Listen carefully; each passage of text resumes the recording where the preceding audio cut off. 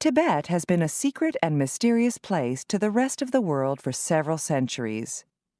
It is on a high plateau in Asia, surrounded by even higher mountains, and only a few foreigners were able to cross its borders until recently. One of these foreigners was a Frenchwoman named Alexandra David Neal, 1868 to 1969. She traveled by herself in India, China, and Tibet.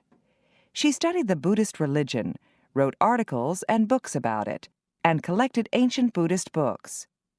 She also became a Buddhist herself. David Neal always said she had an unhappy childhood. She escaped her unhappiness by reading books on adventure and travel. She ran away from school several times, and even ran away to England when she was only 16. She was a singer for several years. But in 1903, she started working as a journalist, writing articles about Asia and Buddhism for English and French magazines and newspapers.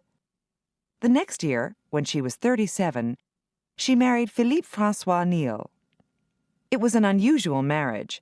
After 5 days together, they moved to different cities and never lived together again. Yet he supported her all his life, and she wrote him hundreds of long letters full of details about her travels. She traveled all over Europe and North Africa, but she went to India in 1911 to study Buddhism, and then her real travels began. She traveled in India and also in Nepal and Sikkim, the small countries north of India in the Himalaya Mountains, but her goal was Tibet. She continued to study Buddhism and learned to speak Tibetan. She traveled to villages and religious centers with only an interpreter and a few men to carry her camping equipment.